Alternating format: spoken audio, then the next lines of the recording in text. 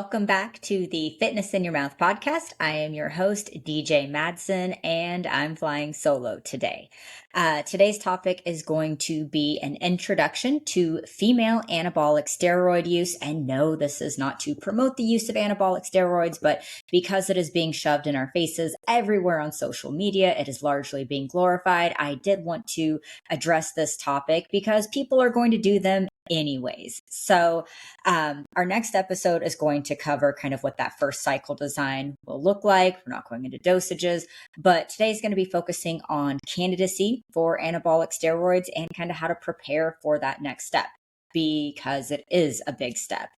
The biggest thing that I think we need to start with when a woman specifically is interested in the use of performance enhancing drugs is determining if she's even a good candidate, if we're even in a place where she should be considering it. Unfortunately, because we have so many compounds that are readily available and being offered to us, it can kind of seem like a shortcut to get to our goals faster. And who doesn't love a shortcut? We do. It's in our nature. But I think the biggest consideration is looking at the age of the user. And this isn't just to do with anabolic steroids specifically, but there are long-term consequences when we decide to step into that enhanced realm. And, I tend to glorify it on social media as well. I do have a lot of male clients and I'm like, oh, come to the dark side, book a consultation. Yeah, I'm probably part of the problem. But one of the things that I strongly urge women to evaluate is why do they want the drugs and how will this impact their lives long term? Okay, so you're a gym enthusiast. That's great. Are you going to be a gym enthusiast after you have two kids? When you return to school, when you're back in college? Are you going to be a gym enthusiast when you marry someone who might not have that same interest? Things change. And although bodybuilding might seem like it's your life, it's part of your DNA, and you can't ever think of a time period where you will not be surrounded by bodybuilders, it will come. It will come. And unless you are a genetic freak and you will someday pay the bills with your body, it's a big step to become enhanced. And I'll tell you, I work with a lot of IFBB clients and it does not pay their bills even remotely. They are coaching and they have a primary 9 to 5. Like, this is not an easy industry to support yourself, let alone a family on, just by looking good. I know we're in the realm of TikTok shop and bikini ads, but unfortunately, most of us are not going to make a living that way. So when you become enhanced, you are now losing your natty card, which again in bodybuilding is typically a compliment. We all watch the enhanced bodybuilders. We're paying to watch the Olympia. We're not live streaming the OCB championships. No offense to my natties out there.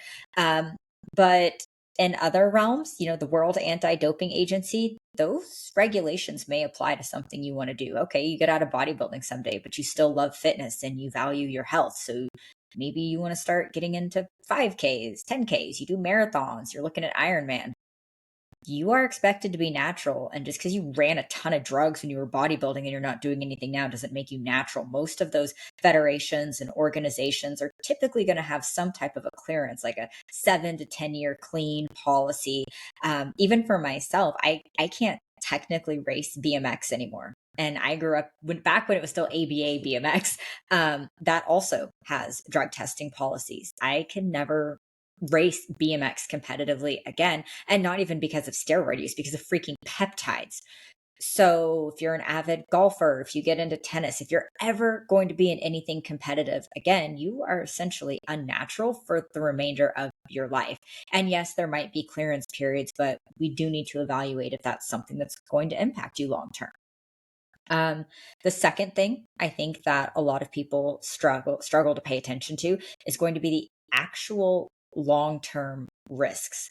And I'm talking like actual side effects that are not temporary. We always hear about how Anavar is low androgenic, it's a female steroid, but there's not really such thing as like a female steroid outside of like testosterone replacement therapy. There's always going to be inherent risk with running androgenic compounds. If you are not familiar with the terms androgenic versus anabolic, again, probably not a great candidate to start considering the use of steroids right now. But a lot of the side effects are super temporary, and it's things that are very mild. It can be acne, increased sebaceous gland activity, so you're a little oilier. All right, let's get some dry shampoo. But there's also some breast atrophy, which can be mild and temporary, clitoral enlargement, which can be mild and temporary, or if you dose things wrong and run it long term, you can have actual clitoral growth. We can see facial structure changes, permanent changes to your vocal cords. There's a lot of these things that aren't reversible, and it doesn't matter how little you run or how short of a duration you utilize it. It's always a risk because we don't know your genetic predispositions. And you will find out quickly once you introduce androgens into your body.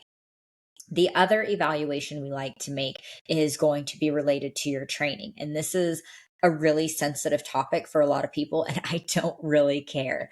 Anabolic steroids to me are they're like not even the icing on the cake. It's like the sprinkles on the icing on the cake. So that cake is your foundation. Oh, that's so cute. Get it, cake. But haha, I'm funny. Um, that's your foundation. And unfortunately, a lot of women don't have a great foundation, and men too, before they look into anabolics. And I figure at a bare minimum, you should be able to post a video of yourself working out on social media and not get roasted and annihilated with form critiques. Because I would say 80% of my clients cannot do a Romanian deadlift to save their lives. It might take us 4 months of back and forth video edits for them to do an RDL. And then when we get the form correct enough to where they're not an injury risk, they still have no muscle isolation or engagement. So we really need to make sure our training foundation is there. This is going to prevent injury in the long run because you're getting stronger, but your joints, tendons, ligaments, these are not keeping up. And without that foundation, you are going to get hurt. You need to learn to lift correctly and have been lifting for a long time. As a minimum requirement, I feel like you should potentially be able to bench press your own body weight. So if you weigh 120, girl, you should be able to bench press 120. Now, there's some situations where maybe we are avoiding bench. We have, breast augmentation. There might be reasons why we're not doing that. So, okay, if you weigh 140, you better be able to throw 140 pounds on your back and squat ass to grass. If you can't do that, you have no business considering performance enhancing drugs, because the most natural, mediocre, moderate lifters should be able to squat their own body weight. If you cannot do an unassisted pull up, which is literally a life saving technique, because you never know when you're going to be on a bridge that fails. If you cannot do an unassisted pull up, what the fuck do you think you're doing taking steroids? That is a shortcut. When you cannot execute very basic body weight maneuvers, squat your own body weight, that's when steroids are being abused and used as a shortcut. They are not used to build your foundation. They are used to enhance the foundation that you have. And then the last thing that we typically consider in our initial assessment is going to be diet. Okay, you take steroids. A lot of people take steroids. Probably 50, even higher than that, 50% or higher of the men at your gym take steroids and their arms look like mine, and I'm a 95-pound girl. Why is that? Mostly because of diet.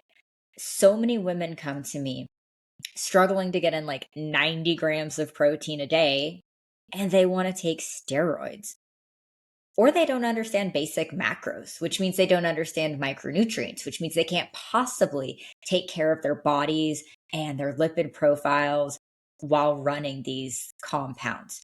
You need to not only have your diet dialed in, you either need to be working directly under a highly educated nutritionist that understands what anabolic steroids are going to do to your body, or you need to understand it. And if you don't believe in tracking, if it's a food relationship issue with you, then adding in performance enhancing drugs when you already have a dysfunctional relationship with your food and likely body dysmorphia to boot is a recipe for disaster. You not only should have your diet locked in, you should have had your diet locked in for many, many years. It should be second nature to you. And I'll put my money where my mouth is. I'm 95 pounds, and when I'm in building phases, especially when I was actively competing, I ate 200 grams of protein a day. You do what you need to do to leverage the compounds you're utilizing. And I wasn't even on steroids. I just needed the freaking protein. I needed to get strong. So please keep in mind, they're not used to build a foundation. So let's say we've checked all these boxes.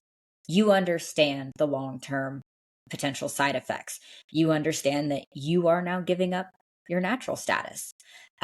You're a great lifter, no issues there, not a high injury risk. You're strong, you've got a great physique, you've already got a good muscle foundation, and diet's locked in. Then what do? This is where we look at blood work. Blood work comes next because I'll tell you what, if you've got non alcoholic fatty liver disease, you've got messed up organ health, we've got issues, then you're not running anything. We do have to be mindful of your health. We don't ever want to neglect your health. Health always comes first. And even in the sport of bodybuilding, where it's not about health and wellness, there's still ways that we can maintain higher degrees of safety. And that's what we want to do. We want to keep you as safe as possible while doing unsafe shit. So we get our blood work as a bare minimum, and I'll do a separate one on blood work as well, but CBC, CMP, TSH, free T3, free T4. We will probably look at total testosterone, free testosterone, SHBG, estradiol, progesterone, PG to E2 ratio, and of course a full lipid evaluation with LDL, HDL ratios. That's kind of the basics that will run. And shameless plug, mandmlabs.com. If you need no questions asked private blood work, you can get that through us at M&M. That will be linked in the description below. But we need to assess your baseline labs. One, we're going to look at your health. That right there. Two, what do your hormones look like? Okay, we're considering steroids, right? That means we're ready to like level up. We're going to go to the next level. But what happens if you're like super estrogen dominant and you're lacking in progesterone, and that's kind of impacting how you carry your body weight? What if you have no testosterone? Okay, we're going to run a cycle and then go back to a zero baseline and lose what you built. We always like to make sure our baseline foundation looks good and there's no deficiencies. Maybe you're having a hard time gaining muscle to begin with, and this is why we're considering the use of performance enhancing drugs.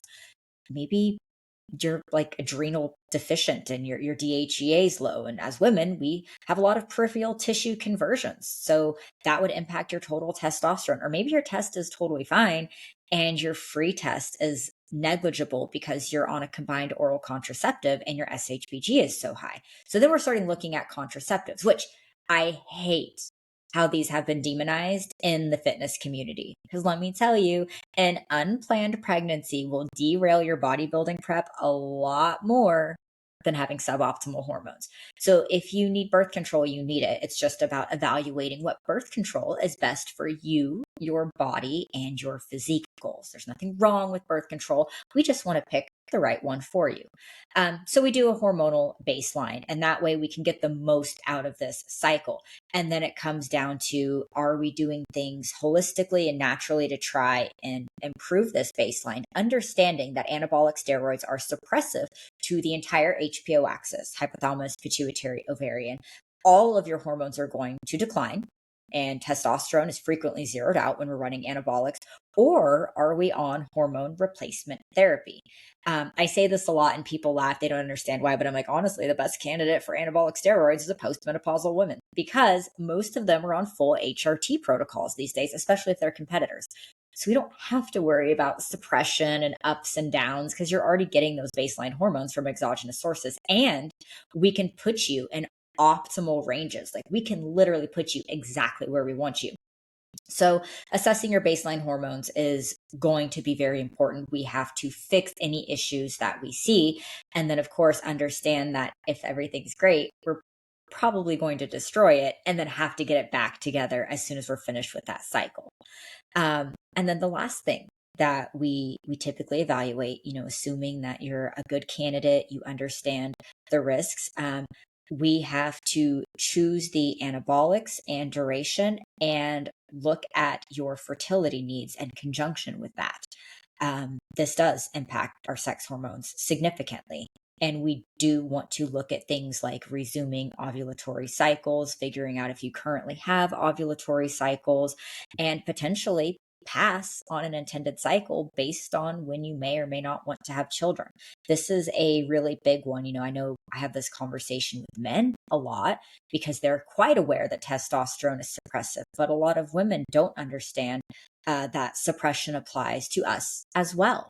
So you can't just run a cycle, get dick skin lean, lose your menses, and then try and have a baby after your show. There's going to be a pretty significant recovery period. And in choosing our anabolics, I kind of like to say you pick your poison. I like primobolan for a lot of women.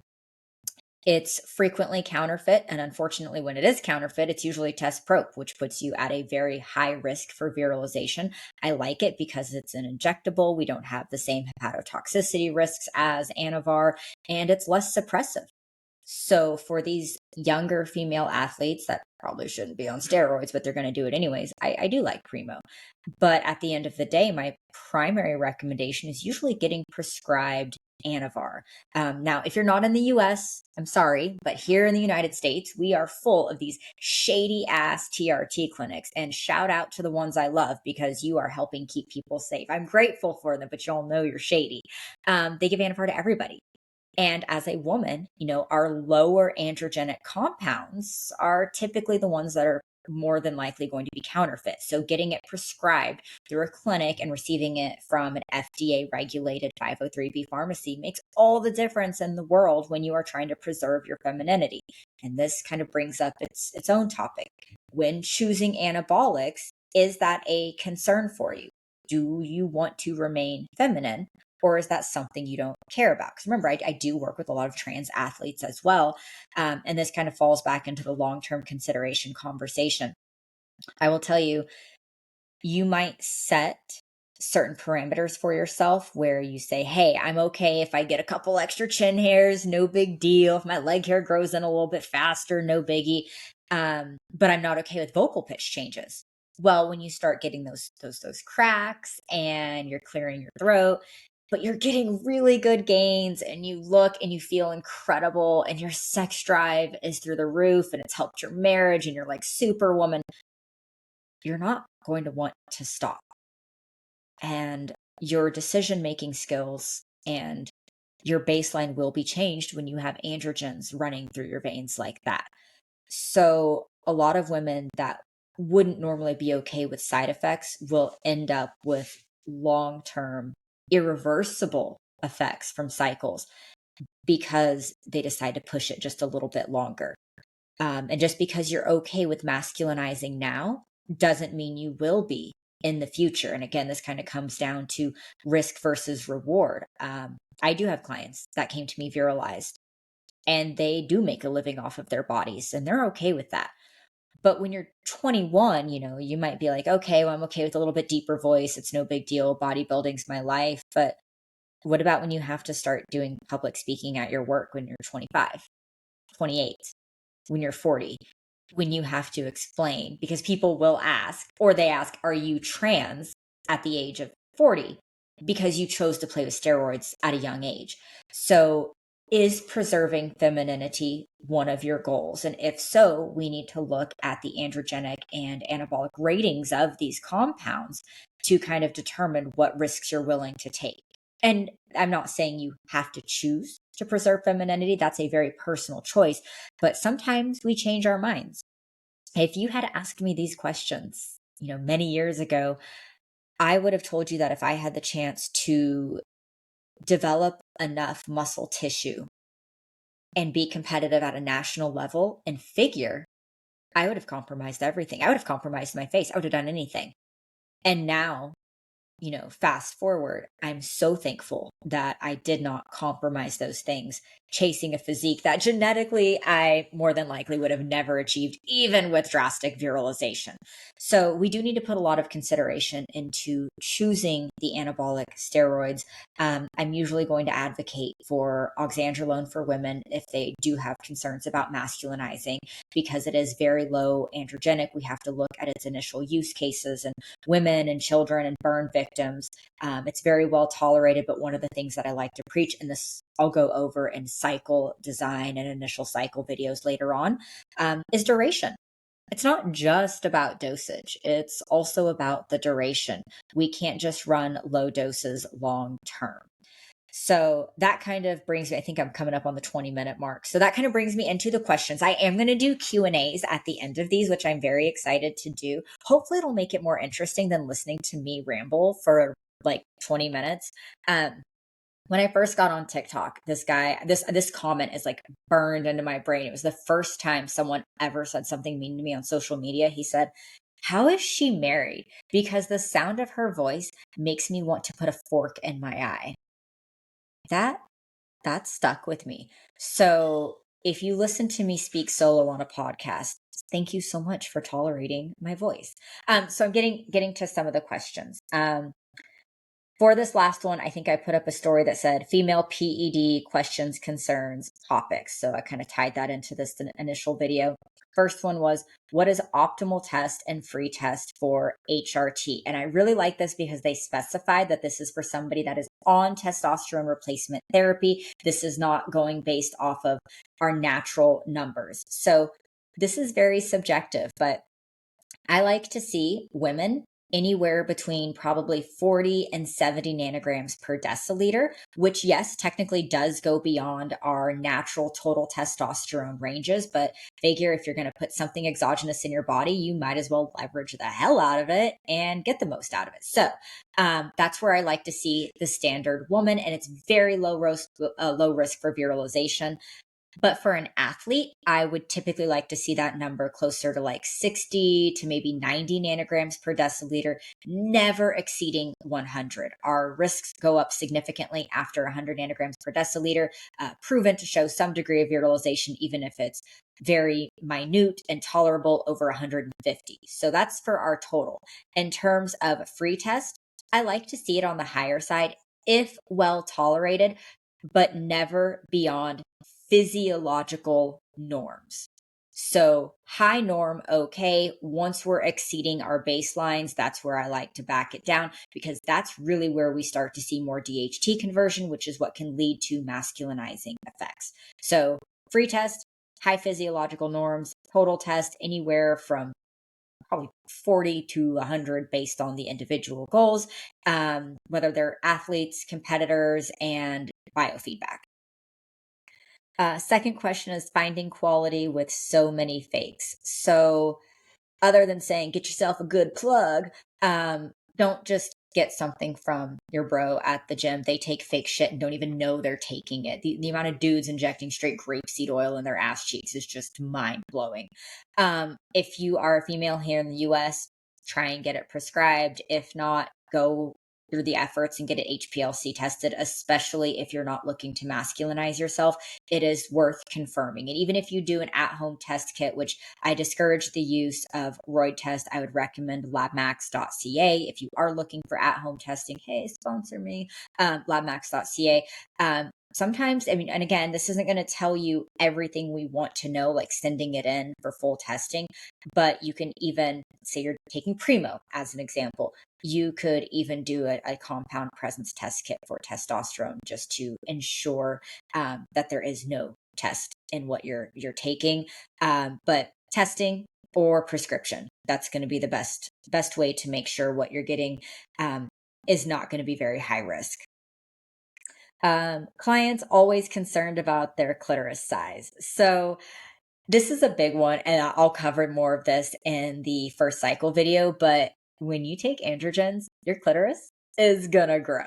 And normally when we're doing this, I hate to use the word correctly because there's no incorrect or correct. You know, we all have different goals and risk thresholds.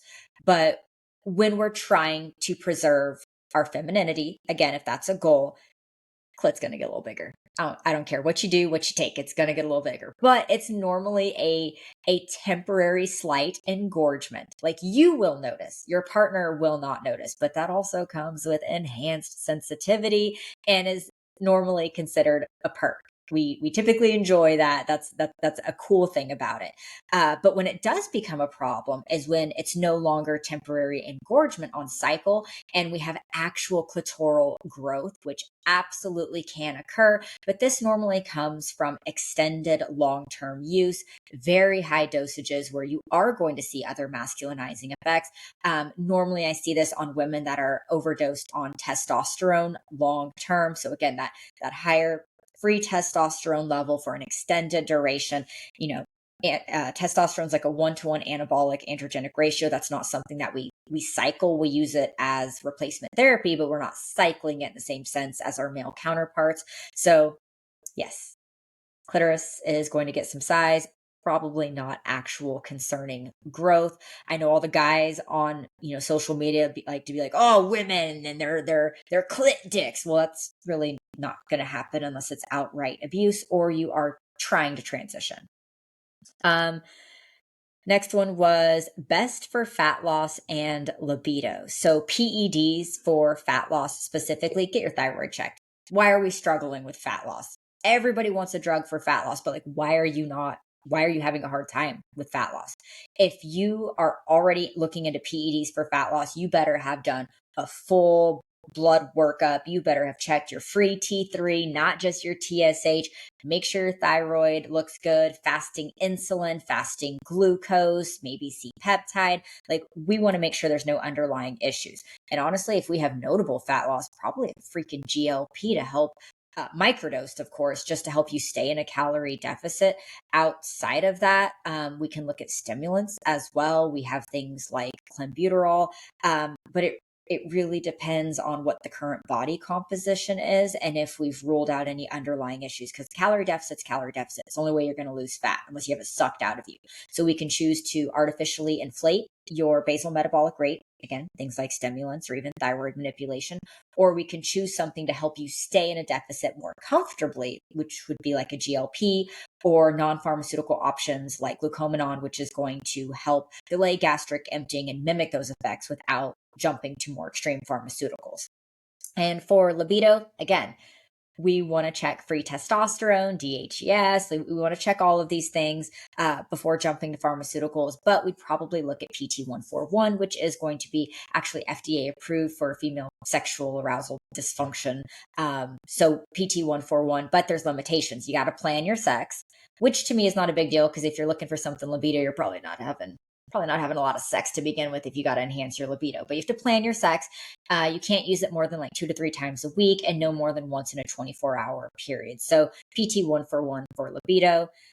Is growth hormone androgenic? Info about it is rarely targeted to women. It itself is not androgenic. That's one of the reasons why I really recommend growth hormone for females or leveraging it. But I always recommend starting out with your baseline IGF levels. We're not typically going to abuse it in the same manner as kind of our larger open or 212 or even classic physique guys, but it sets the stage for anabolism. So by having enhanced growth hormone levels and assuming we have great conversions, we have enhanced endogenous IGF-1 production, and now we have increased satellite cells from that growth hormone exposure. It really does help set the stage for hypertrophy because you're going to have better binding affinity to IGF binding proteins, particularly IGF-BP3, because it's your endogenous IGF that's being produced, helps with muscle cell proliferation. And again, having that paired with an optimized hormonal environment, there really is a good synergy there. So I do like GH for females, and it's a non-androgenic route that we can leverage either solo or with the use of other anabolic steroids. Top 3 peptides for women, least harmful, most helpful. So this is a loaded question. I think I'm actually going to do a podcast with Hacksmith to kind of go over peptides. We thought that would be really fun, but it might just be us talking shit the whole time. Most helpful in regards of what I'm going to tell you, GHKCU. I just care about my skin. I'm aging. Like you can see, like I gotta get Botox in my forehead, but like for performance enhancement, I'm probably just going to say growth hormone. I do love tesamorelin a lot. Reductions in visceral fat, increased endogenous production of both GH and IGF. Feel really good. You get the therapeutic properties from it. I'm a big fan of MOTS-C. I'm not sold on the whole like mitochondrial function stuff, like with the SS31 and NAD cycles. I guess if you're like elderly or there's actual dysfunction, sure. But I guess it just depends on what your goals are. I think every athlete or active person should have BPC 157 and TB 500 in their fridge. Not overrated. Everyone needs it. Um, any solution to females suffering from androgenic alopecia? Probably not a good candidate for anabolic steroids. It depends if you're on TRT, if you're natural. Sometimes we can look at 5-AR inhibitors to reduce systemic VHT. Sometimes there's topicals that we can utilize as well that can stop direct binding affinities, especially if you are an anabolic steroid user and you're cycling DHT derivatives. Those are obviously not converting via the 5-alpha reductase enzyme, so they act as DHT, so we have to stop binding at the actual root or scalp itself. But again, I would start with blood work. And then after a cycle of Anavar, can you continue to take it every other day for maintenance? Thank you in advance. Absolutely not. We have clinical data, empirical evidence proving that duration in women is equally as responsible for virilizing effects as dosage. In fact, we have seen women run very high dosages of oxandrolone for short durations at 4 to 6 weeks and get away with no virilizing or no notable virilization effects. But women running low dose, even as low as 2.5 milligrams for long-term 20 weeks or higher, almost guaranteed to have some types of masculinizing effects. So no, we don't run it for maintenance. It is absolutely cycled in both men and women. One, it's liver toxic, and two, it is trashing your high density lipoprotein and increasing your low density lipoprotein. The question is, why would we need Anavar for maintenance? What's wrong with the underlying hormones that would require this Anavar for maintenance? So again, blood work is key, getting your hormones back to baseline after a cycle. And remember, you're not losing muscle unless you're just doing everything wrong. You are going to lose the super bubbly delts at some point because you don't have enhanced glycogen stores. You might not be as vascular. You're also losing some water retention. That doesn't mean you have tissue lost. It just means you don't have the perks of actively being on cycle. So yeah, those are the questions I got in. I'm going to wrap this up. I'm right at the 30-minute mark, but thank you very much for joining me. If you were able to get through this without putting a fork in your eye, my next episode is going to be your first cycle as a female, things to expect. We'll go over dosages, durations. It's not a how-to video. I'm not promoting it. I just know everybody's going to take it anyway. So putting out appropriate information is what I'm going to consider the responsible thing to do, or at least that's how I sleep at night. And if you need your blood work done, mnmlabs.com. And as always, thank you to my sponsor, Prime Peptides. They're always linked in my bio, primepeptides.co. My code for them is COACHDJ, all one word. Until next time, this is Fitness in Your Mouth. Thank you for joining me.